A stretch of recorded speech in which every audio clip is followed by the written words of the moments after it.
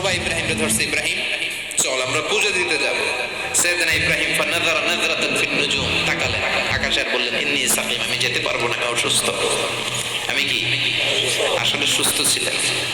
তো অসুস্থ বললেন কেন? কারণ অসুস্থতা দুই ধরনের, চিল্লায় বলেন। একটা শারীরিক আর একটা। সাইয়েদনা ইব্রাহিম মানসিকভাবে প্রচন্ড বিপর্যস্ত ছিলেন, অসুস্থ ছিলেন। এর কারণ গোটা উম্মাত মূর্তির পূজা করে, এই দৃশ্য দেখে কোনো নবী মানসিকভাবে সুস্থ থাকতে পারে?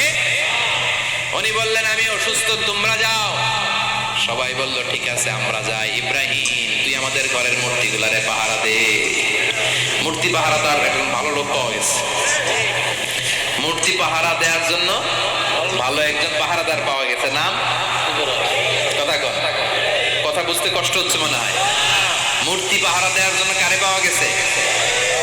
সাইয়েদনা ইব্রাহিম কয় ঠিক আছে আজকে পাহারা দিমু, জন্মের পাহারা, যা তোরা দিতাছি, পাহারা দিতেছি যা। এইবার সাইয়েদনা ইব্রাহিম মূর্তির ঘরে ঢুকলেন, দেখেন কি সুন্দর কথোপকথন আল্লাহ তুলে ধরলেন। আল্লাহু আকবার। মূর্তির ঘরে, দেবীর ঘরে ঢুকে উনি ঘুরে ঘুরে তাকায়, দেখে একটা এমনি আর একটা ব্যাগ, 14-15টা হাত নিয়ে তাকায় আছে। উনি সবগুলোর সামনে এভাবে তাকায় আছে, দেখে এক একটা এক এক চেহারা। একটা হাতির গণেশ স্টাইলের, আরেকটা এরকম, আরেকটা নারীর, আরেকটা বাঘের, আরেকটা তলোয়ার নিয়ে আইতাছি কোপায় ফেলাবে, আছে না নাই? সবগুলোর সামনে যায়, যে যে দেখে আর অবাক হয় কত ধরনের খোদার কাছে এরা কত কিছু চায়।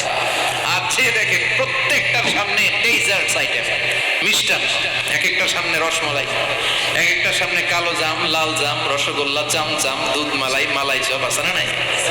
যে পেপারি চলে আসছে নাকি? তো সাইয়েদনা ইব্রাহিম অবাক, কি রে এত মূর্তি, এত ডিজাইন, এত ভাবে আর অঙ্গভঙ্গি করে আছে, এত খাবার দেয়া, খায় না কেন? সাইয়েদনা ইব্রাহিম ভাবলেন মনে হয় নাগাল পাই না, আমি একটু তুইলা ধরি। উনি রসমালাইয়ের বাটিটা নিয়ে, যেটা হা করে আছে ওইটার সামনে যায়, কয় খা। কি কয়?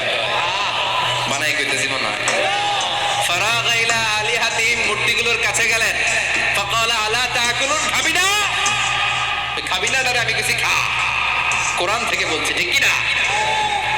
উনি ভাবলেন ওরা হয়তো খেতে পারে না, নাগাল পাচ্ছ না, কিংবা আমারে দেখে লজ্জা পাচ্ছে। নিচ থেকে রসমালাইয়ের বাটি তুলে ধরলেন, উনি বললেন খা, আর ওগুলা কয় হা হা করে রয়েছে, নরেও না চড়ে। উনি মুখের সামনে তুলে ধরে বললেন আলা তাকুলুন, খা। সবগুলার সামনে গেলেন, খা খা, কেউ খায় না, ওগুলো হা করে আছে। সাইয়েদনা ইব্রাহিম বললেন খা, কেউ কথা কয় না। উনি বললেন খাবি না কেন? তাইলে কথা ক।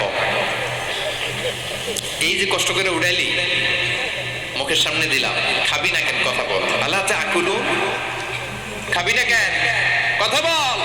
মালাকুম লা তাতাকাল্লামুন, খাবি না কেন? মালাকুম লা তানতিকুন, হয় খা নয় কথা ক।